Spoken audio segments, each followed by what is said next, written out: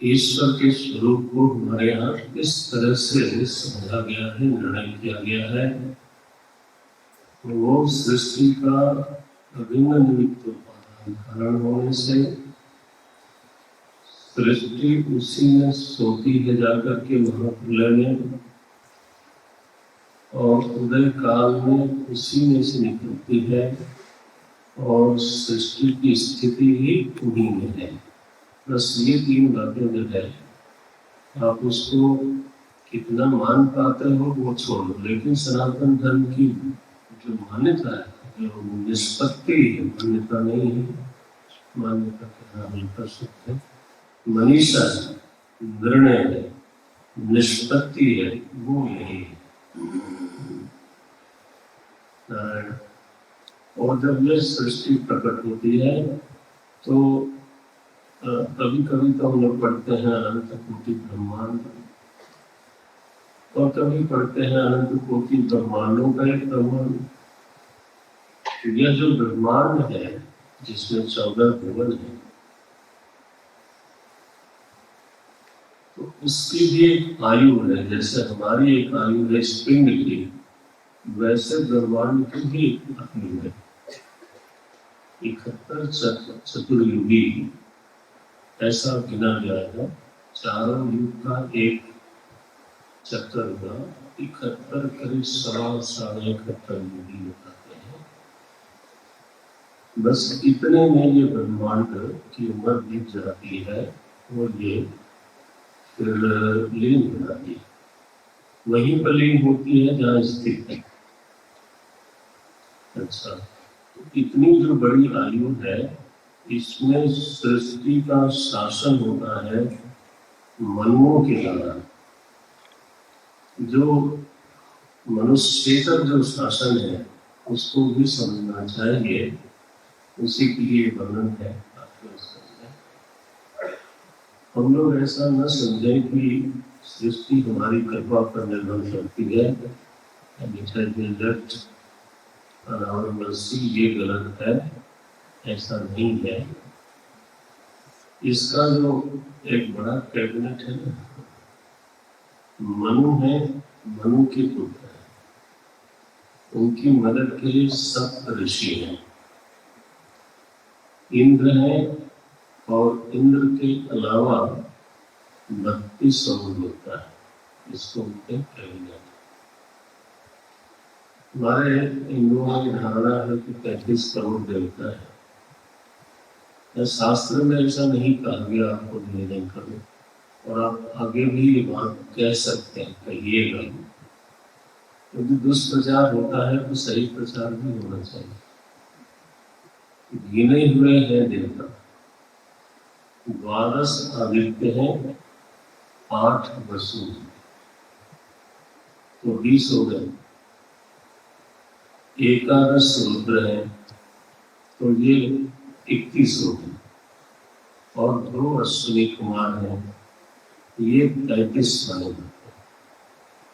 12 आदित्य में ही इंद्र समझे। तो इस तरह से कुल 33 कोटि माने का प्रकार है। ऐसे निम्न कोटि उच्च कोटि बोलते हैं हम लोग, उसका अर्थ होता है प्रकार, और उसका अर्थ होता है करोड़ भी। तो अब हम लोगों ने जो अर्थ ले लिया है, प्रचलित हो गया है, वो है 35 करोड़। तो इससे बचना चाहिए। इस तरह की बातें जो है धीरे धीरे समाज से निकल जानी चाहिए। ये 35 करोड़ देवता अधिकारी हैं। देवलोक में जो लोग अपने पुण्य कर्म से जाते हैं वो स्वर्गवासी हैं, वो स्वर्ग के अधिकारी नहीं है। इनकी जिम्मेदारी है 35 लोगों की, मनु की जिम्मेदारी है, और सप्तर्षियों की जिम्मेदारी है, और मनु पुत्र की जिम्मेदारी। तो ये 71 चतुर्युगी का जो ब्रह्मांड है, इसमें 14 मनु शासन करते हैं। हमारे प्रधानमंत्री 5 वर्ष शासन करते हैं। अगर सरकार नहीं मिली तो हम करें। लेकिन ये जो मनु है महाराज, इनका शासन काल बहुत दीर्घ होता है और हर मनु का जो कैबिनेट को बदलती है, हर मनु के लिए इंद्र अलग होता है, इंद्रपुत्र अलग होता है, सप्तर्षि भी बदल जाते हैं, देवता भी बदल जाते हैं, नाम वही रहता है लेकिन देवता बदल जाते हैं। तो अब स्वयंभू मनु के शासन काल का ही आपने वर्णन किया, तो बाकी मनुओं का वर्णन कीजिए। ये महाराज दीक्षित ने 8वें स्कंद के बिल्कुल पहले श्लोक में ये बात कही। बस इस विधि से जरा सा भागवत जी को देख लेना। तो फिर बोलते हैं श्री सुखदेव जी महाराज बोलते हैं, देखो पहले जो मनु थे वो तो स्वयंभू थे, वो तुमने देख ही लिया, तुम्हें याद भी है। दूसरे मनु है स्वारोचिष, तीसरे मनु है उत्तम, और चौथे मनु हुए तामस। तामस मनु के शासन काल में गज का उद्धार किया था भगवान ने, तो हरि अवतार लिया था। तामस मनु के बाद 5वें मनु है दैवत और 6ठे मनु है चाक्षुष। मैं इसलिए पढ़ रहा हूँ, आप थोड़ा गंभीरता से भागवत देख सकते हैं। चाक्षुष जो मनु हुए उनके शासन काल में समुद्र मंथन हुआ और समुद्र मंथन में भगवान कच्छप अवतार में आए और देवताओं के और दैत्यों के मंथन करने से अमृत नहीं निकला, तो भगवान स्वयं लग गए मंथन करने, तो अवतार लिया उस समय। उनका नाम था अजित। अजित अवतार लेकर के उन्होंने, तो समुद्र मंथन का जो प्रसंग आया उसमें भगवान ने 3 अवतार लिए। एक तो कच्छप अवतार लिया, दूसरा अजित अवतार लिया, और तीसरा जब अमृत को लेकर झगड़ा हो गया तो मोहिनी अवतार लिया। और कथा ये है कि मोहिनी भगवान की जय नहीं बुलाते, भाई अब उनकी जय होने लगे तो सब लोग मोही को लो। वो अवतार एक विशेष प्रसंग से लिया गया था, तो उनकी जय नहीं बुलाते। इस समय जो जिस मनु का शासन चल रहा है सृष्टि का, उनका नाम है वैवस्वत। यही है वैवस्वत मनु। वैवस्वत मनु का शासन इस समय चल रहा है। ये हमारे 7वें मनु है। 8वें मनु है सावरणी, 9वें है दक्ष सावरणी, 10वें है कर्म सावरणी, 11वें है धर्म सावरणी, और 12वें है रुद्र सावरणी, 13वें है देव सावरणी, और 14वें होंगे ये जो 7 नंबर के बाद वैवस्वत मनु के बाद जो आने वाले मनु हैं उनका भी सुखदेव जी ने उल्लेख कर दिया। अंतिम है इंद्र सावरणी। नारायण, ये व्यवस्था है सृष्टि को समझाने के लिए। पूरी समग्र जो सनातनी निष्पत्तियां हैं वो थोड़ा थोड़ा चित्त में हम लोगों को धारण करें। सृष्टि नित्य है ऐसा नहीं है, और सृष्टि हमारे हाल पे छोड़ दी गई ऐसा भी नहीं है। किसी देश के कॉन्स्टिट्यूशन के अनुसार पानी बरसता नहीं। अरे हमारा क्या शासन है, हमने जिसको देखा नहीं उसकी याद नहीं कर सकते, चले दुनिया में शासन कर। हमारी बहुत सीमाएं हैं, और जब सृष्टि पर जब जब असंतुलन की बात आती है तो क्योंकि उसका जिम्मेदार मनुष्य ही है, इसलिए जिन लोगों को ईश्वर शब्द से ईश्वर शब्द पछता नहीं, जिनका डाइजेशन कमजोर है, तो वो शब्द बोलते हैं प्रकृति फिर अपना संतुलन बनाती है। अरे महापुरुष श्रीमान जी, प्रकृति माने क्या होता है? प्रकृति का कोई अर्थ बताओगे क्या होता है? बोले नहीं, कुदरत ऐसा। दिस वर्ड इज कंफर्टेबल, ये आपको डाइजेस्ट हो जाता है बिना समझे।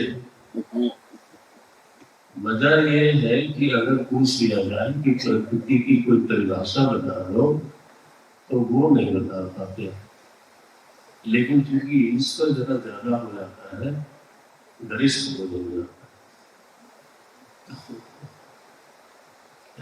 है। आदमी जो है प्रकृति अपने आप संतुलन बनाती है, तो प्रकृति अगर बनाती है, उसकी इच्छा है और उसमें क्रिया शक्ति है और उसमें योजना भी है, तो वो चेतन होगी कि जड़ होगी? If you see the intelligence behind this universe, planning, desire to keep the balance, तो इच्छा बिना इच्छा वाले के नहीं होती, इंटेलिजेंस बिना इंटेलेक्चुअल के नहीं होता। हमने आज तक देखा नहीं कि कोई बुद्धि है और बुद्धिमान के बिना है। कमाल है। क्रिया शक्ति है शक्तिमान के बिना, इच्छा है इच्छा वाले के बिना, बुद्धि है बिना बुद्धिमान। क्या ऐसे विद्वान लोग निर्णय कर देते हैं, अरे जिसको तुम प्रकृति कहते हो नारायण, विचार करोगे तो वही ईश्वर मिलेगा। ये महाराज मनुष्य को ठोक पीट करके बराबर करते हैं मालिक साहब। प्रकृति में संतुलन का मतलब क्या है?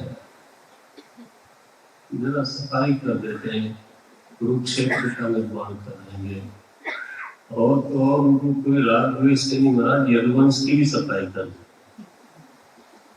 तो हम लोग जो सुनते हैं यदुवंश और कुरुवंश, तो आप क्या समझते हैं आज सफाई नहीं करेंगे? उन्होंने कुरुक्षेत्र में एक कोई हाथी शेर जंगल थोड़ा कटवाया, सीधा किसको किया? मनुष्य बना है। तो ये मनुष्य कर ईश्वरीय शासन इस सृष्टि पर है, हम लोग बड़ा इसके किराएदार हैं। आपको रहने की इजाजत मिल गई है, शांति से रहो। ये आपकी हमारी नहीं है, ये है मालिक साहब की, और वो इसकी रखवाली करना बहुत अच्छी तरह से जानते हैं। उनके तो ये 14 मनु जो है वो सेवक है, एक एक का इतना बड़ा बड़ा शासन काल है, उनके साथ एक पूरा मंत्रालय है, मंत्री परिषद है ना। तो ये कथा है यहाँ पर। इसमें अष्टम स्कंद में तामस मनु के शासन काल में अवतार हुआ, हमने भी बताया, वो हरि के रूप में अवतार हुआ। गजग्राह की कथा है। ये गज महाराज पहले इंद्रद्युम्न राजा थे, ऐसे कर ले। इंद्रद्युम्न राजा थे और इनका मन लग गया भजन में, तो भक्ति करी, भजन किया। इस बीच में एक दिन अगस्त ऋषि उधर से गुजर रहे थे, तो देखा कि ये तो लगता है इंद्रद्युम्न है, दाढ़ी वाड़ी बड़ी थी और एकांत में जंगल में बैठा था, तो बहुत नाराज हुआ उसके ऊपर। तो नाराज हुए, बोले तुम्हारी प्रजा बेहाल है, तुम अगर निवृत्ति लेना चाहते थे तो पहले वहां व्यवस्था करने के बाद निवृत्ति लेते। तुम्हें आवेश आया और तुम छोड़ के चले आए, और वहां कोई व्यवस्था नहीं, मैं तुम्हारे राज्य से ही होके आ रहा हूँ, तो सभी लोग बेहाल है, और उनका जिम्मेदार कौन होगा फिर? अगर लोग अव्यवस्थित है, अराजकता है, डाकू चोर बढ़ गए, तो उसका जिम्मेदार कौन होगा? तुम ही होगे, तुम ना जाते, तुमने व्यवस्था किए बिना तो छोड़ दिया। तुम्हारा बोले तुम्हारी बुद्धि हाथी की तरह बिल्कुल जड़ की तरह है, तुम हाथी हो जाओ। ऋषि लोग जो श्राप देते हैं वो अंतर्वृत्ति का ही एक तरह से उद्घाटन है, कहना है। ये हाथी वाले तो कथा ऐसी है विचित्र कि भ्रष्ट जो भक्त है, गलती तो करी थी इसलिए हाथी तो बने, लेकिन हाथी भी बने तो गजराज बने। भ्रष्ट भक्त का ऐश्वर्य इतना, जय विजय भ्रष्ट हुए महाराज तो इतने बड़े सम्राट हुए। मैं ये नहीं कह रहा हूँ कि आप भ्रष्ट हो जाओ फिर आप सम्राट हो जाओ, मैं ये नहीं कह रहा हूँ, कृपा कर उल्टा नहीं समझना। हम लोग शायद इतने बड़े भक्त भी नहीं है, लेकिन ऐश्वर्य है, गजराज है महाराज, पूरी पहाड़ी के राजा है, मस्त घूमते हैं, कोई दुख नहीं है। लेकिन एक दिन महाराज लोग गए सागर सतलुज जो है मध्य प्रदेश में, बड़े बड़े सरोवरों को सागर बोलते हैं ना, तो वहां गए जल पीने के लिए, और हाँ ग्राह बैठा हुआ था, उसने पैर पकड़ लिया, खींचने लगा, दोनों में 4 प्रहर युद्ध हुए, 4 प्रहर हो गए युद्ध के, और ले गए मझधारे। वो हाथी जो है वो धीरे धीरे अंदर खिसकता गया, भाई पानी का जंतु है तो उसका बल पानी में पहुंच गए। भजन बनाया गया, नाक कान भुवन लाग्यो प्रभु को, सोन खाई उसने, जब तक सांस चलती रही, जब बिल्कुल सोन भी टूटने लग गई, तब वहीं सरोवर में कहीं एक कमल खिला था। ध्यान रखना, समुद्र में होगा भी कमल नहीं खिलता, तो ये उस सरोवर में कमल खिला था, तो सोन से उस कमल को तोड़ा उसने और उठा करके भगवान की स्तुति करी। तो यह स्तुति गज स्तुति मानी जाती है। गजोद्धार की कथा में ये विशेष स्तुति आती है। दूसरे अध्याय में इससे होता है, और कहते हैं ऐसा निर्णय है, शास्त्रों का भी निर्णय है कि किसी को अगर दुस्वप्न आते तो यह स्तुति करके सो जाए, तो इस तरह की जो बीमारी है वो नष्ट हो जाते हैं। भगवान मेरा भागे वहां से, तो हरि बन के, जो कि दुख का हरण करने के लिए अवतार हुआ था, इसलिए इनका नाम पड़ा हरि। तो गज के उद्धार में उनका नाम कहा नहीं, और इसी उद्धार के प्रकरण में पहले उन्होंने ग्राह का उद्धार किया, मारा उसको, मारा मन उद्धार किया। बोलते हैं वो तो महाराज देवता था, प्रकट हो गया, स्तुति की, वो चला गया बाद में। स्थिति ये बनी, महात्मा लोग ऐसे बोलते हैं, उसने भक्त का चरण पकड़ा था, तो भगवान ने कहा कि लाओ पहले इसी का उद्धार मैं कर देता हूँ, बाद में देख जाएगा। तो हाथी का उद्धार आ गया, वो भी अपने पूर्वों को प्राप्त हुआ। अब समुद्र मंथन की कथा है। इसकी संगति ये है कि एक दिन इंद्रलोक से, वैकुंठ लोक से दुर्वासा ऋषि वापस आ रहे थे, तो भगवान ने उनको अपनी माला पहना दी। प्रसाद के रूप में। बड़े प्रसन्न थे दुर्वासा ऋषि। तो आप जानते हैं जब आदमी प्रसन्न होता है ना तो सब अच्छा अच्छा दिखता है। हाँ, और अगर कहीं चिड़चिड़ाया हुआ घर से निकला तो उस समय तो हाईली इन्फ्लेमेबल ऑफिस में जिसके ऊपर देखो उसके ऊपर चिड़चिड़ा जाएगा। तो आदमी प्रसन्न हो तो फिर सब ठीक लगता है, संभाल लेता है। अब दुर्वासा ऋषि आज बहुत प्रसन्न है। उधर से ऐरावत हाथी पर इंद्र चला रहा था तो इन्होंने दुर्वासा ऋषि माला ले ली, उसको पहना देते हैं माला। उसने हाथी पे रख दिया महाराज, और हाथी की ओर से उसने सिर ऐसे किया तो वो गिर पड़ा। माला को पैरों से कुचल दिया। दुर्वासा ऋषि भी देख के गए। दुर्वासा ऋषि को क्रुद्ध होने में कोई समय नहीं लगता। उन्होंने कहा दुष्ट, उस सत्ता के मन में आ गया, बताओ हमने भगवान की देवी माला तुमको प्रसन्नता से दी और अब तुम्हारी ये हालत है, तुम श्रीहीन हो। महाराज लक्ष्मी जी केवल इंद्र की नहीं सबकी सब कुछ छोड़ के चले।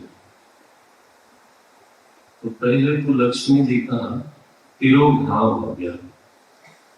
इस बीच में देवता और दैत्यों में लड़ाई हुई। विरोचन विजयी हुआ। विरोचन दैत्य था, प्रहलाद जी का पुत्र। महाराज विजयी हुआ और देवता लोग बंधन को मारे फिरे।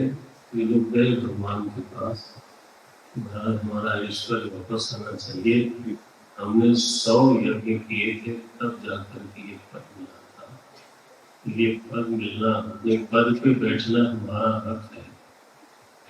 हमने तो विधान पूर्वक इलेक्शन जीत करके ये गद्दी पाई है और ये आदमी जो है हमको धकेल के बैठ गया, ये ठीक नहीं है। इसीलिए भगवान इंद्र की रक्षा करते, क्योंकि जिसने पद दिया वही रक्षा करे। कॉन्स्टिट्यूशन ने पद दिया तो कॉन्स्टिट्यूशन ही उसकी रक्षा करता है। तो इंद्र ने कहा कि भाई देखो इस समय मैं कुछ कर नहीं सकता। ये विरोचन जो है ना बड़ा धार्मिक शुद्ध है, तो ऐसे व्यक्ति को जाकर के मैं कोई पटान कुछ करूंगा नहीं, बिल्कुल नहीं कर सकता। क्या कर सकते हो तुम? जाकर के उनसे संधि कर लो। बोले महाराज उनके सामने कौन जाएगा, इस समय तो मतवाले पड़े हैं।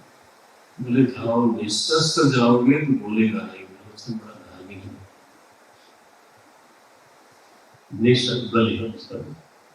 बलि बलि जो है वो बड़ा धार्मिक है, वो तुमको मारेगा नहीं। और इन लोगों को भेजा निशस्त्र तो बलि ने मारा। बोले उनसे संधि कर लेना, बड़ा काम हो तो दुश्मन से भी संधि कर लेना चाहिए भगवान ने। लेकिन यहाँ एक दृष्टांत दिया है बड़ा बड़ा। संधि कैसे करना?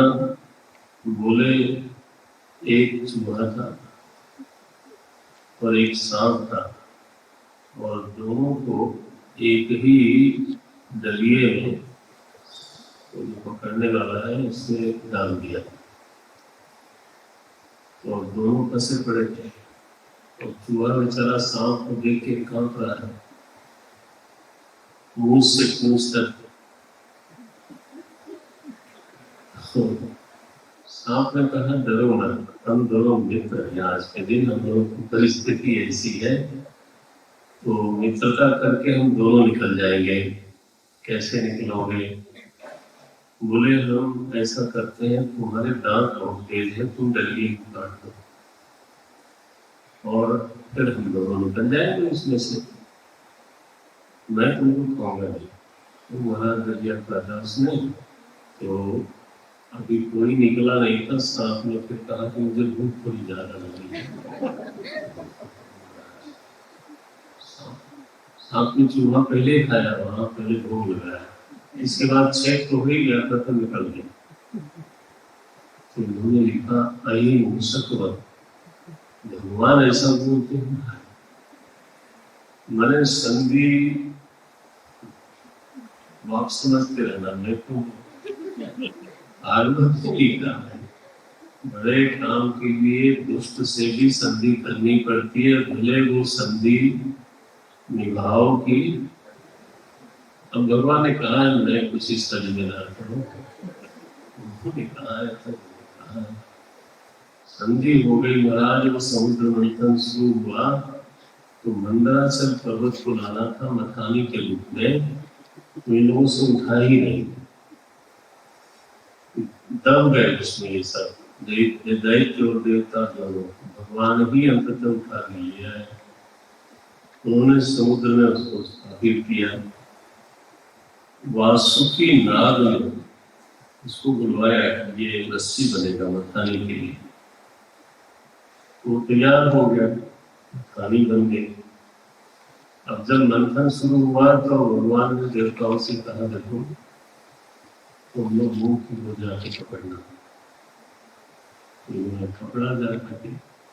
तो दैत्य ने कहा वाह हम बड़े हैं, हम पूछ पकड़ेंगे, मेरा अभिमान जो है मूर्ख बनने के लिए बहुत अच्छी चीज है। उन्होंने कहा ठीक है, पूछ की तरफ चले जाते हैं, काम होना चाहिए। जब मथानी शुरू हुई तो उसकी जो विष से भरी हुई सांसें थी जो उन्हें देवता लोगों पर पड़ी, दैत्य लोगों पर, वो काली हो गए। उनकी अपनी गलती थी, लेकिन नीचे जाने लगा जब मंदराचल तो भगवान ने दूसरा अवतार लिया। पहला तो मंदराचल की वजह से क्या चिपके ही गया, अब दूसरा अवतार लिया, क्या नाम है उसका, कच्छप अवतार। बोलिए कच्छप भगवान की जय। अध्यात्म में कच्छप को संयम बोलते हैं, अधिभूत में इतिहास में कच्छप बने होंगे, लेकिन अध्यात्म में कच्छप बने संयम।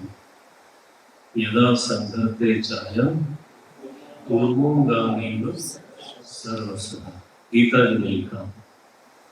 जैसे इतना संयम सिद्ध हो जाए, कछुआ ऐसा है जो समुद्र में भी चलता है, जल में भी चलता है, थल पे भी चलता है, लेकिन जब थल पे चलता है तो वो सजग रहता है, उसको आहट मिलती है तो सारे अंगों को समेट लेता है।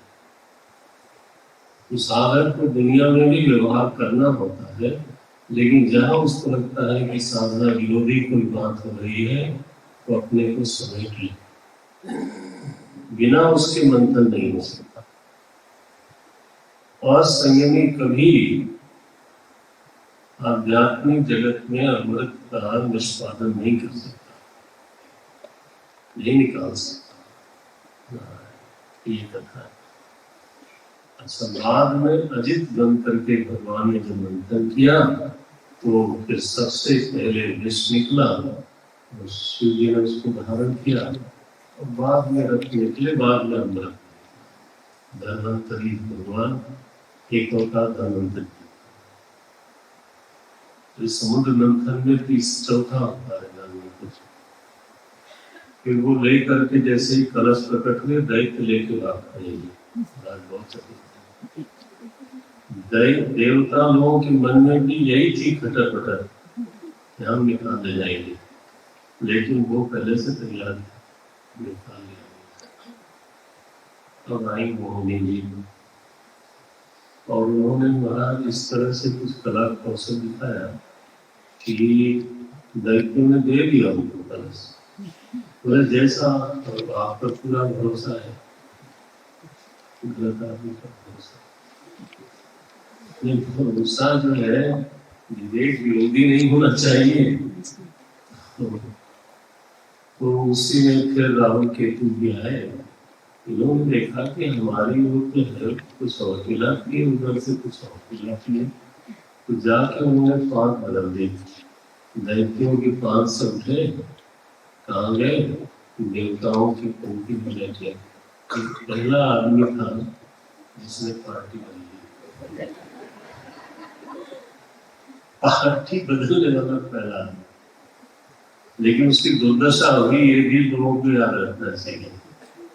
उसका गला काट दिया भगवान ने, तो राहु और केतु ये बने, ये हो गया, अमृत पी लिया था इसलिए जिंदा है, ऐसा हो गया।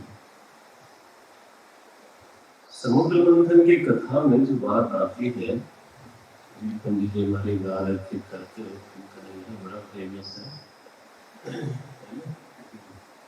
बड़ा फेमस है, पता नहीं बहुत लोग गाते हैं, पुराना हो गया मेरा, मेरा नाम। बात तो सही है, वैसे कई बार चीजें ज्यादा भूल जाती, तो समुद्र मंथन में प्रेरणा दी भगवान ने, मंदराचल उठा के ले आए भगवान, वासुकी नाग में निद्रा बन करके बैठे, नहीं तो महाराज अगर वो बिल्कुल चैतन्य हो जाता तो इनको तो कर देता, तो वो मैंने सोया सोया सा था, ये वर्णन है। तो वासुकी नाग में निद्रा बन करके बैठे और फिर मंथन करने वाले भी खुद बने, और मंदराचल को संभाला भी खुद, और अमृत निकला तो बांटा भी खुद, और निकाल के लाए खुद। ये है कर्तव्य। ये फिर देवताओं को, दैत्यों को इतना लगाने की क्या जरूरत थी जब खुद ही सब कर रहे थे। वो ठीक है, वो स्वयं करते हैं, वो सही है, लेकिन करवाते हैं ना। रामावतार होगा उसमें हमारे किंकर जी महाराज बोलते थे कि जब पुल बना, पतला सा पुल था, तो भगवान ने कहा जरा मैं देखो कैसा पुल तुम लोगों ने बनाया है। तो वो जैसे ही पुल पर खड़े हुए तो भगवान का दर्शन करने के लिए सैकड़ों किलोमीटर इधर, सैकड़ों किलोमीटर उधर जलचर जो है आकर के इकट्ठे हो गए। भगवान ने कहा तो अपने पुल पे चलोगे कि मेरे वाले पुल पे चलोगे? मेरा वाला पुल ये है, इतना लंबा चौड़ा है, तुम लोग चाहो तो उस पे चढ़ो। महाराज भगवान के पुल को भरोसा कर, तो लोगों ने कहा महाराज कहीं उन्हें डुबकी लगा ले, अभिषेक करने चले गए तो बोले भैया मान लो अगर विश्वास नहीं है तो वहां चौपाई है, तरह ही न टाहे। उन्होंने उनको विचलित करने का, जलचरों को विचलित करने का बड़ा प्रयास किया, लेकिन वो विचलित नहीं हुए। जब देखा ये तो बिल्कुल अचल है, तो एक बांधा चढ़ा, फिर दूसरा चढ़ा, फिर 100 चढ़े, फिर 100,000 चढ़े, जितने थे महाराज सब के सब चढ़ गए। भगवान इनके बनाए हुए पुल पे चल रहे हैं, भगवान चलते जाए और सारे जलचर भी चलते जाए। उस पार पहुंचे लोग एस्केलेटर पर, मान मेहनत ही नहीं करी, बताओ। बाद में भगवान से किसी ने पूछा कि महाराज जब यही लीला करनी थी तो हम लोगों से इतनी मेहनत क्यों करवाई? बोले इसलिए करवाई कि आखिर मैं काम कर, ये तुम लोगों ने मेहनत करके जो पुल बनाया होता था, मेरे खड़े होने के लिए तुम जगह बनाओ पहले, बाकी तुम्हें खरीदूंगा। हमारे उद्यम का, पौरुष का भी एक रोल होता है, उसकी भूमिका होती है, तो करनी चाहिए। लड़ाई हमारी है, भगवान की किसी से लड़ाई नहीं। हाँ, वो सहायक हो सकते हैं, लेकिन जिसकी लड़ाई है वो तो लड़े पहले।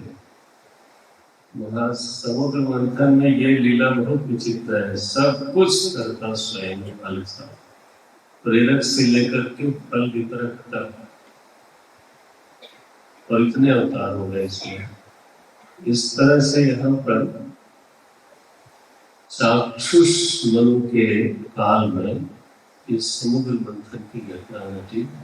अवतार दोनों जो हुए, इसमें अवतार का एक जब आप पढ़ेंगे तो जवाब मिलेगा। एक कारण होता है, जब मनु अथवा इंद्र अथवा देवताओं से कोई परिस्थिति नहीं संभलती है, तो सृष्टि चूंकि भगवान की है, इसलिए मालिक साहब स्वयं के प्रसंग के अनुसार अवतरित होकर के सृष्टि को संभालते हैं। ये इसका एक मुख्य रहस्य है। ये जो समुद्र मंथन वाली घटना है, इसमें देवता तो हार गए थे, क्या कहें, उनसे संभलने वाली बात रही नहीं थी। इसलिए भगवान ने उस समुद्र मंथन की प्रेरणा दी और स्वयं अवतरित हुए। इसी अष्टम स्कंद में जब अमृत पी लिया ना देवता लोगों ने, तो वो हो गए अमर। देवताओं से दैत्यों से फिर से लड़ाई हुई और सारे दैत्य मारे गए। क्या करें, तो अमृत पी लिया तो मार के बिल्कुल निश्चिंत होके चले गए अपने लोक को। उस समय शुक्राचार्य आए, उनको मृत संजीवनी विद्या आती थी। उन्होंने जो विद्या के बल से सारे दैत्यों को दीर्घ किया और देवता फिर पराजित हुए और बलि महाराज सम्राट हुए। ये लड़ाई होती रहती है, अधिदैव में भी होती रहती है, अधिभूत में भी होती रहती है और अध्यात्म में भी होती है। हमारे यहाँ सृष्टि के 3 विभाग की, एक देवता, अधिदैव, एक अधिभूत जो हमारे सामने है, और एक अध्यात्म। हमारे भीतर भी देव दैत्य का हमेशा युद्ध होता ही रहता है। कभी वो जीतते हैं, कभी ये जीतते हैं। कभी अधिदैव की बात समझनी हो तो अध्यात्म में जाके समझना चाहिए। अगर यहाँ सच है तो वहां भी सच है, यह बात समझनी चाहिए। अच्छा, तो फिर जो अदिति है, कश्यप की पत्नी अदिति, उन्होंने तपस्या करी, तो अयोग व्रत का अनुष्ठान किया। कश्यप ऋषि ने बताया था, और उस व्रत के परिणाम स्वरूप बोलिए वामन भगवान की जय।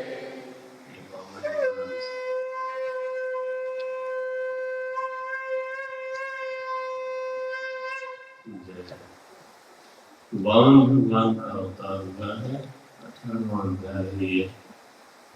यत्तद्वपुर्भाति विभूषणाय भैरी अव्यक्तचिद्व्यक्तमधारयद्धरि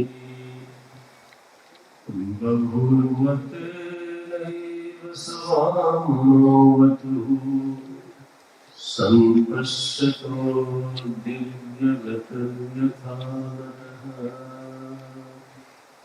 पहले चतुर्भुज रूप में भगवान प्रकट हुए 12 वर्षों की, 18 का बाद में दिव्य गति से ब्राह्मण रूप में प्रकट हो गएगा भगवान। साकार हुए के जैसे दृश्य दिखाया जाता है। लेकिन जब वो प्रकट हुए तो मौज्या मेखलया गीतम उपवीत अजिनोत्तरम सविशं जटिलम वामनम विप्रम माया मानवकम हरिम। सारे देवी देवताओं ने उनको एकदम सहायता वेश प्रदान किया। मेखला पहने हुए हैं, मूस की जनेऊ पहने हुए हैं, जटा है, माया मानवकम हरिम। ऐसे हमारे परम तेजस्वी वामन जी महाराज तेजल पुंज है। दंड कमंडल लिए हुए बलि वहां पर यज्ञ कर रहे थे, तो उनकी यज्ञशाला में धीरे धीरे पहुंचे। भाई अपने दृश्य है। धीरे धीरे पहुंचे तो बलि ने देखा कौन तेजस्वी चला, इतना तेजस्वी तो हमने कभी देखा नहीं। हम तो धन्य हो गए, हमारी यज्ञशाला में ऐसा फल पधारा है। बोलते हैं बलि, स्वागतम ते नमस्तुभ्यं, हे प्रभु स्वागत है आपका ब्रह्मन, हे ब्राह्मण देवता ब्रह्मन, आपका स्वागत है, आज्ञा करो किम करवामा। मैं आपके लिए क्या करूं? ब्रह्मर्षि राम तपस साक्षात बनिए। आपको देख के लगता है ब्रह्मर्षियों का साक्षात तप प्रकट हो गया है। बनिए त्वाम आर्य बहु धर्म, अद्यनः को बलि की सद्बुद्धि के लिए, अद्यनः पितरस तृप्ता, आज के दिन हमारे सारे पितर तृप्त हो गए हैं। अद्यनः पावित्रं कुलं, आपने हमारे कुल को पवित्र कर दिया। अद्य सृष्टः क्रतुलयम्, आज तो हमने सारे यज्ञ पूरे कर लिए। यत् भवान् आगतो, हमारे जैसे गृहस्थ के घर में आप जैसा तपस्वी तेजस्वी अपने चरण रखता है, हम धन्य हैं। पावन भगवान कहते हैं तुम्हारा कुल ऐसा है, तुम्हारे कुल में बहुत बड़े बड़े लोग हैं। एक हिरण्याक्ष था, उससे लड़ाई हो गई विष्णु की। कौन बोल रहा है? विष्णु भगवान बोलते हैं लड़ाई हो गई तो बड़ी मुश्किल से किसी तरह से जान बची उनकी, नहीं तो उन्हें लगभग मरने वाले थे, लेकिन वो कान में लग गया उसके, इसलिए वो मर गया। लेकिन विष्णु भगवान आज भी याद करते हैं कि क्या लड़ाई थी। फिर हिरण्यकश्यप ने तो पीछा किया बहुत जोर से, और विष्णु को भागने के लिए त्रिलोक में शरण नहीं मिली। हमारे यहाँ इतने बड़े बड़े लोग, विष्णु भगवान को लगा कि अब तुम्हें छोड़ेगा, ही मार डालेगा। तो फिर उनको अचानक ये ख्याल आया कि ये तो महाराज हिरण्यकश्यप है, कश्यप को उल्टा बना दिया गया है। ये संस्कृत में होता है वर्ण रूप, हिरण्यकश्यप एवं हिरण्यकश्यप। इसकी नजर हीरे पे रहती है, दौलत पे रहती है, बहिर्मुखी है। तो इससे बचने का एक ही उपाय है कि इसके हृदय में घुस जाओ। विष्णु भगवान ने तय किया कि मैं इसके हृदय में जाके छिपता हूँ, मुझे पक्का विश्वास है कि ये कभी नहीं खोजेगा वहां। आज तक हम लोग नहीं खोजते, पता नहीं कहाँ कहाँ खोजेंगे, लेकिन जहाँ खोजना चाहिए, जहाँ बैठे हैं जनाब शिव के, यो वेद नीतम गुहाया परमे सोस्मृते सर्वान कामान। ये वेद में कहा गया, यो वेद निहितम गुहाया, लेकिन गुहाया प्रविशति सर्वे इतः ततः भ्रमन्ति। तो बड़ाई कर रहे हैं, बोले तुम्हारे दादा प्रहलाद, तुम्हारे पिता विरोचन, एक से एक लोग तुम्हारे वंश में हुए हैं। तुम तो वो बलि,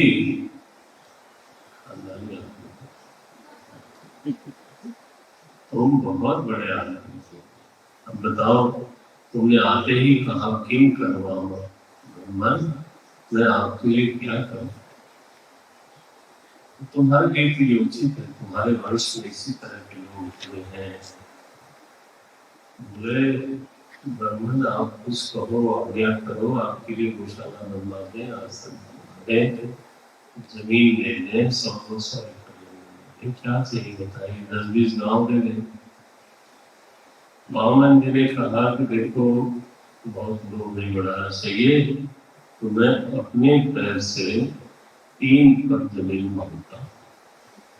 तो भले हंसता, बोले यार बूढ़ों जैसी बात करते हो, वो बच्चे, तुम्हें मालूम है किसके सामने खड़े हो तुम? मैं त्रिभुवन का शासक हूँ इस समय। मेरे पास आकर के ऐसी बात होना मेरे स्टेटस के खिलाफ है। मैंने हमारे पास मांगने आ गए आप, तो आगे जीवन भर कभी न मांगना पड़े, ऐसा तो कुछ होना चाहिए। बोले नहीं महाराज, आदमी का लोग हो तो सारी सृष्टि रख ले तब भी संतोष नहीं होता, नहीं तो इतनी लड़ाइयां क्यों होती। इसलिए मुझे तो इतने में ही बहुत संतोष है। 3 पग मेरे पैर से, वामन थे, 3 पग जमीन मेरे पैर से मिलनी चाहिए। ठीक है, तो महाराज कलश से जैसे ही वो जल ऐसी कथा है दूसरे पुराण, यहाँ नहीं है, लेकिन है दूसरे पुराण में, ये नहीं बता सकता। कलश से जब वो जल लेने लगे संकल्प, शुक्राचार्य जी को शंका हो गई, नहीं, ये तो कोई ऐसा तेजस्वी ब्रह्मचारी नहीं है, तो साक्षात भगवान विष्णु है। उन्होंने कहा देखो, भले इनको दान नहीं देना, इनको कुछ दे ला करके दिखाओ, ये तो स्वरण करने वाले हैं। बोले महाराज ऐसा क्यों बोलते? बोले ये विष्णु है, ये तुम्हारी सारी संपदा ले लेंगे, उनको कुछ लगता नहीं, पता नहीं कब इनके पैर बड़े हो गए। शुक्राचार्य जी ने है अपनी नीति बताई, उसको बोलते हैं शुक्र नीति। एक इकोनॉमिकल पॉलिसी है जो शुक्राचार्य ने बताई, बहुत अच्छी है, और मेरे ख्याल से व्यवहार के लिए तो बहुत ही जरूरी है। व्यवहार के लिए है, परमात्मा भी नहीं है, व्यावहारिक नीति है। शुक्राचार्य क्या बोलते हैं कि ये जो गृहस्थ व्यक्ति है वो मानो एक घनी स्वस्थ वृक्ष है, और वो वृक्ष जीवित रहना चाहिए, हरा भरा रहना चाहिए।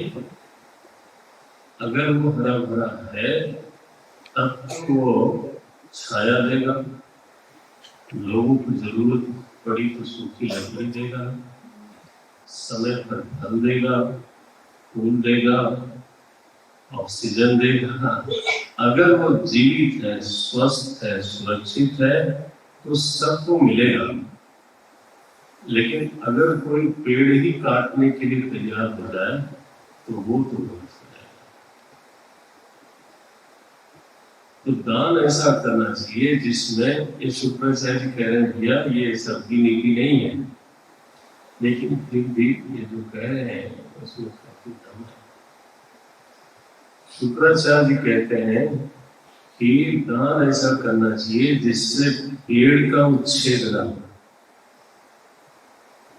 वृक्ष बना रहे और वो छाया देता रहे, फल देता रहे, सूखी लकड़ियां देता रहे, जैसी इच्छा हो, लेकिन वो बना रहना चाहिए। तो आदमी को क्या करना चाहिए, हर व्यक्ति को क्या करना चाहिए, गरीब हो, अमीर हो, मध्यम कोटि का, बोले पंचधा विभजन वित्तम यह मूत्र मुहूर्ते, ये शुक्राचार्य का वाक्य है। क्या बोलते हैं वो? 37वां श्लोक है 19वें अध्याय का। 5 विभाग करना चाहिए धन को, उम्र के अनुसार प्रायोरिटी बदलती रहती है, लेकिन 5 विभाग करना चाहिए। धर्माय यशसे अर्थाय, धर्माय यशसे अर्थाय कामाय स्वजनाय च पंचधा विभजन वित्तम यह मुक्त। बोले धन को 5 भाग में देखना चाहिए। जीवन में धन की जरूरत है, धर्म से ही धारणा होती है। हमारा घर सुरक्षित रहता है जब सब लोग अपने अपने धर्म अपने अपने वैल्यूज के अनुसार रहते हैं।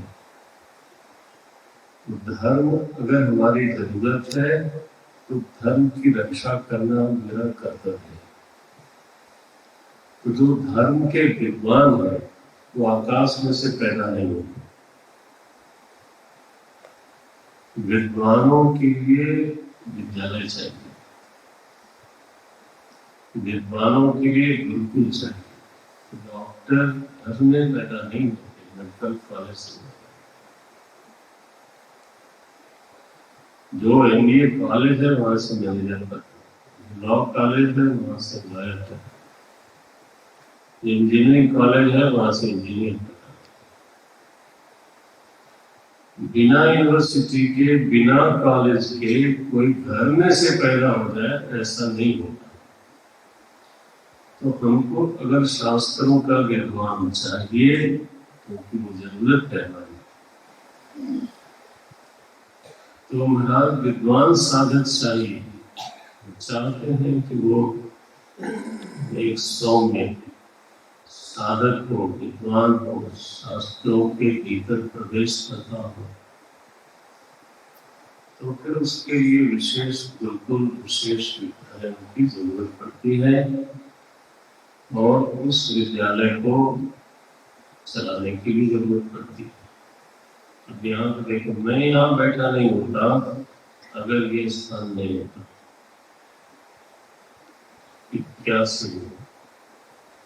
1981 में मैं यहाँ आया था, आया आपके साथ बैठ के बात कर। अगर यह गुरुकुल जिसका नाम लोगों रखा सांदीपनी हिमालय, आज हमारे देश में कई प्रांतों में यहाँ के निकले हुए विद्यार्थी लोगों के लिए प्रेरणा है। ये अभी विद्यार्थी हैं, अभी भी इनकी इच्छा है, ये भी जाएंगे। ऐसे ही दुबई में है और ऐसे ही और भी जो संस्थाएं होंगी वहाँ पर अलग अलग विद्याओं के विद्यार्थी होंगे। तो अगर उनको आगे चलना है तो उसकी व्यवस्था होती है।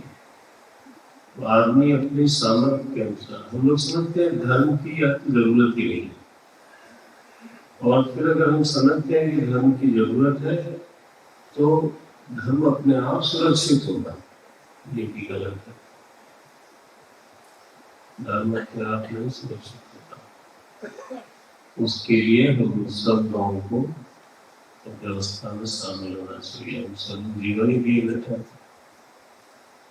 तो धर्माय सबसे पहला नंबर उन्होंने कहा धर्माय, फिर दूसरा अर्थ किया उन्होंने यशसे। धर्माय यशसे, जीवन में शुक्राचार्य का कहना है जीवन में लोगों को यशस्वी होना चाहिए। ये गुमनाम मर गए हॉस्पिटल में, होटल में खाना खाया, हॉस्पिटल में मर, तो ये भी कोई जीवन। यशस्वी होना चाहिए। यशस्वी होने का एक ही साधन है, वो है दान। यशो में गतम भिक्षु दान प्रथा, माने मेरे पास अगर कदाचित गुरुजनों की दी हुई विद्या है और वो मैं शेयर करता हूँ तो हमारा यश है। और वह विद्या मैं किसी के साथ शेयर नहीं करता, कोई यश नहीं। जिसके पास जो है वो शेयर करे। टाइम है टाइम, मेहनत है मेहनत, धन है धन, विद्या है विद्या, और कुछ नहीं रहा तो दूसरे को देख करके प्रसन्नता से उससे मिले तो उसके चित्त में प्रसन्नता। मीठी वाणी, यश का और कोई स्रोत नहीं है सिवाय इसके कि जो हमारे पास है वो शेयर है। तो शुक्राचार्य कहते हैं यश के लिए भी खर्च करना, बजट करना। धर्माय यशसे, तीसरा कहा अर्थाय। अर्थाय वाला क्या होता है? मेरी समृद्धि में वृद्धि हो गई, इसके लिए इसका मतलब है री इन्वेस्ट करना।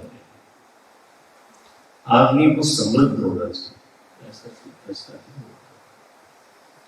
यशस्वी होना चाहिए, धार्मिक होना चाहिए, समृद्ध होना चाहिए। तीसरा मंत्र अर्थाय स्वजनाय च, और ये पांचवा हिस्सा है स्वजनों के लिए। क्योंकि जब हमने शुरू किया था जीवन, तो हमारे माता पिता दादा दादी ने हमको एक प्लेटफॉर्म दिया था। हमने जीरो से शुरू नहीं किया, ये लोग गलत बोलते हैं। I started from the dust. अच्छा, वाह, dust. स्टार्ट करने वाला पढ़ा लिखा था कि नहीं? पढ़ा लिखा था। वो किसने किया था? वो अपने आप हो गया। अरे महाराज, ऐसे वो बेईमानी है।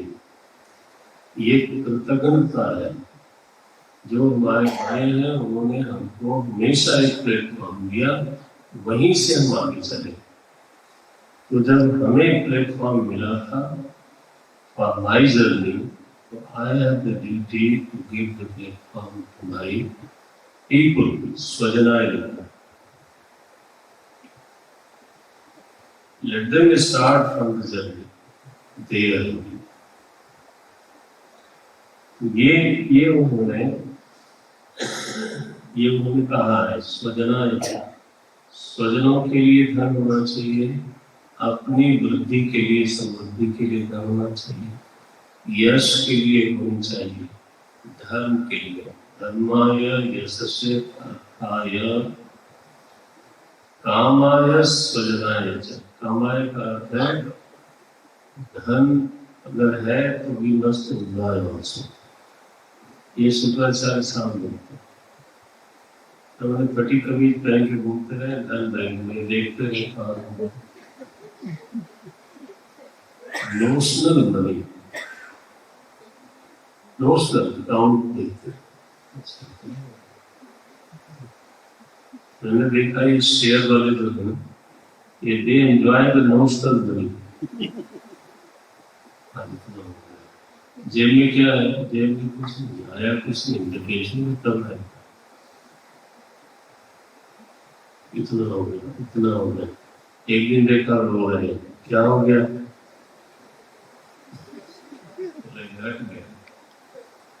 All notional, physically nothing is there. इसको बोलते हैं नहीं भैया, कामाय स्वजनाय। शुक्राचार्य जी की नीति देखो, ठीक है। स्वजनाय च, स्वजन के लिए भी चाहिए, अपने भोग के लिए, एंजॉय करने के लिए धन खर्च करना चाहिए। बोले चमड़ी जाएगा, चमड़ी न जाए, ये नहीं है शुक्राचार्य की नीति। Very balance.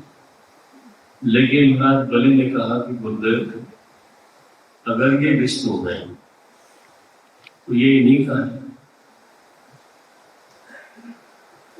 और फिर भी ये मांगने आए हैं, तो हमारा तो यश बढ़ गया। अगर ये चाहते तो खुद ही ले लेते। अच्छा, अगर ये विष्णु नहीं है तो किसी में ये सामर्थ्य नहीं है कि मेरी सारी संपत्ति 3 पग में ले ले। तो दोनों ओर से ठीक है। अगर है तो बहुत अच्छा है, नहीं है तो डरने की कोई बात। मैं तो संकल्प करता हूँ। और वहां 3 पग में इन्होंने सारी उसकी संपत्ति 2 पग में नाम ली, तीसरा पग उठा के खड़े हैं। बोले बलि बताओ मेरे को ये कहाँ रखो तो मेरा रेडी हो जाएगा। उसने कहा नहीं महाराज, मेरे सिर पर। बलि का दान सबसे बड़ा, जो उसका है मम, उसका दान किया।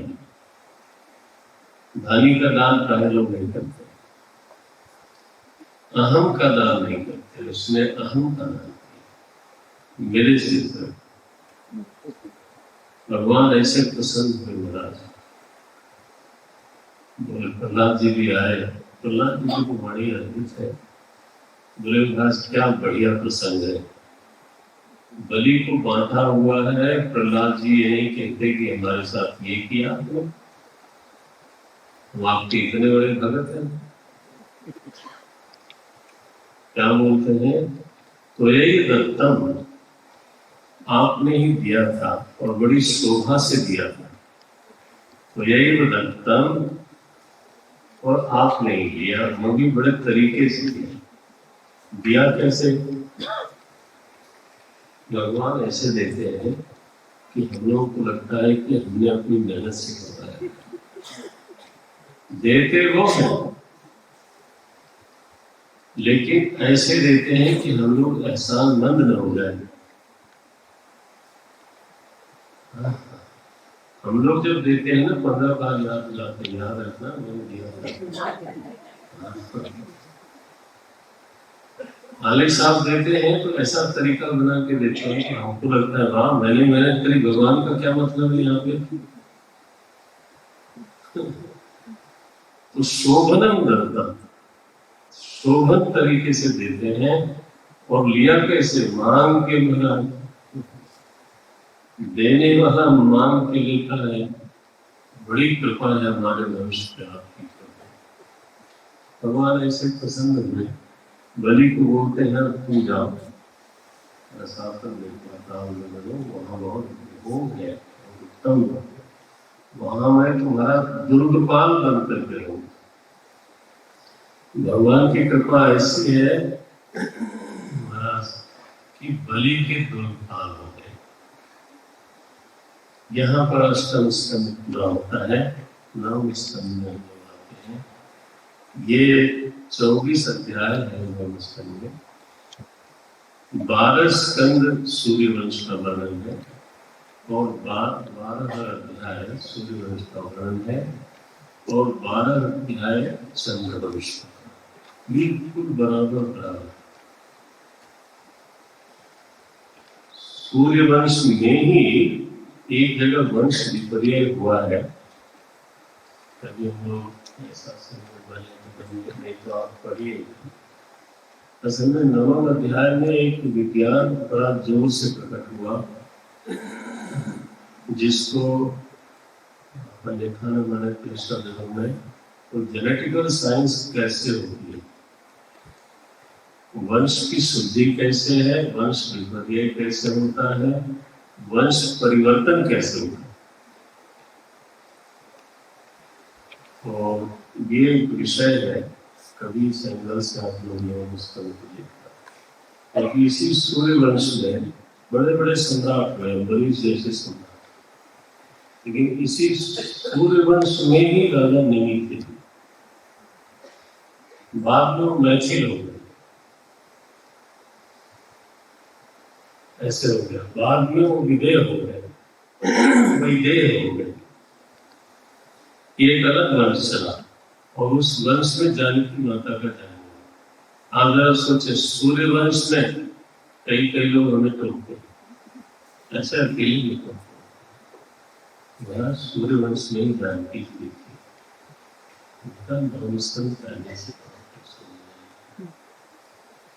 वंश भेद हो जाता है वहां पर। निमि ने जब यज्ञ किया, वशिष्ठ ने कहा मैंने पहले से वर्ण किया हुआ है इंद्र के यहाँ, वहां से यज्ञ करके आऊंगा तब तुम्हारा करूंगा। सूर्यवंशी राजा निमि, वशिष्ठ जी उधर गए तो विश्वामित्र जी को बुला करके निमि ने यज्ञ कराया कि बता नहीं मेरी आयु का क्या है, कितने दिन होंगे, तो पहले यज्ञ हो जाए। वशिष्ठ जी आ गए तो नाराज हो गए, तो साफा साफी हो गई, उसने भी साफ दिया। तो निमि का देह शांत हो गया, मर गया। अब देवता लोग और ऋषि सभी लोगों ने बड़ा आपत्ति करी, तो कहा गया कि इसको जला देते हैं। तो उसने मना कर दिया, बोले मुझे देह नहीं चाहिए, मुझे देह से कोई लाभ नहीं। तो लेकिन प्रारब्ध बचा था अब वो बने विदेह। देखो, और विदेह हो करके उनका स्थान बना, कहते हैं, आंखों की पलकों पर, इसीलिए इसको निवेश बोलते हैं। इनका शासन कौन कर रहा है? राजा निमि। और उस सुंदर से फिर मंथन मंथन करके जब दूसरा वंश चला तो उस पूरे वंश का नाम पड़ गया विदेह।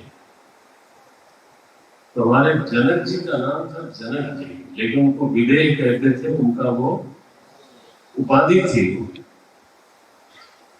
निमि वंशी थे, इसलिए उनको विदेह कहा गया। शीलध्वज कुशध्वज ये दो राजा हैं, वो भी विदेह कहलाते हैं। नॉट बिकॉज, हालांकि वो ज्ञानी थे, लेकिन अगर कहना ही है ज्ञानी,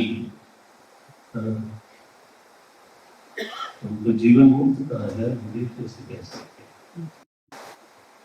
विदेह कैसे बोलेंगे? विदेह तो तब बोला जाएगा जो आदमी का शरीर, तो ये नव स्तंभ कई बार हम लोगों को लगता है कि राजाओं की गिनती है, लेकिन ऐसा तो नहीं है। अगर भागवत में आया है तो आप समझ सकते हैं, ऐसा नहीं हो सकता कि वो गंभीर न हो। तो यहाँ अम्बरीश की सूर्यवंश में यज्ञ करता है, वहाँ असल में भगवान की करुणा ज्यादा दिखाई देती है, भक्त की दृढ़ता तो है ही। अम्बरीश के प्रसंग में दुर्वासा ऋषि अम्बरीश के यश को प्रकाशित करते हैं। दुर्वासा ऋषि है ना, आप उनकी अनेक महिमा देखो कि अपने ऊपर कलंक लेके, अपने को बुरा बनाकर भक्ति की महिमा को, ये भगवान की लीला के करण हैं ये लोग, वो उनकी लीला को पूरा करने के लिए ऐसा करते हैं। तो दुर्वासा ऋषि भगवान के पास गए, बोले महाराज ये तुम्हारा आपका चक्र है, पीछे पड़ा है, शांत करिए। तो भगवान एक छोटी सी पंक्ति, 4-5 श्लोक है लेकिन बहुत ही सुंदर, एक पंक्ति मिलेगा नहीं। अहम भक्त पराधीनः, भगवान बोलते हैं दुर्वासा ऋषि, हम अस्वतंत्र हैं, स्वतंत्र लक्ष्यते, लोगों को लगता है कि हम स्वतंत्र हैं। महाराज आप अस्वतंत्र हो, किसके स्वतंत्र हो? बोले भक्तों के। अहम भक्त पराधीनः, भक्तों के पराधीन है, मैं ही पराधीन हूँ तो मेरे चक्र की क्या होगा? तो आपको अगर समाधि भंगी हो तो मेरे पास मत आओ, जिसका अपराध हुआ है उससे छोड़ो। तो पता अम्बरीश के पास जाते हैं, और अम्बरीश की महिमा है कि तब तक उन्होंने भोजन नहीं किया। निमंत्रित को भोजन करा के करना भी मर्यादा है, वो भी ऋषि हो तो क्या कहना। तो उन्होंने दुर्वासा ऋषि को निमंत्रित किया था, तो स्वयं कैसे कहा? आजकल हो जाता है, नहीं करना। निमंत्रित किया, जब तक लोग पहुंचे तब तक पता चला आप लोग भी आओ, हम लोग खा गए। ये बढ़िया यही मर्यादाएं होती है, आखिर जगत परिवर्तनशील है। तो इस तरह की बातें होती है। तो ये अम्बरीश और भी बड़े बड़े सम्राट हुए सूर्यवंश में, महाराजा रघु हुए, और बात करना चाहते हैं आप लोग पधारी नहीं रहते। ततो दशरथः तस्मात् पुत्रः ऐरविदस्ततः राजा विश्वसहो यस्य खट्वांगस् चक्रवर्त्यभूत्। 10वां अध्याय है। यो देवैः अर्थितो दैत्यानवधीत्युधि दुर्जयः मुहूर्तमायुर्ज्ञात्वैद्यः स्वपुरं सन्दधे मनः।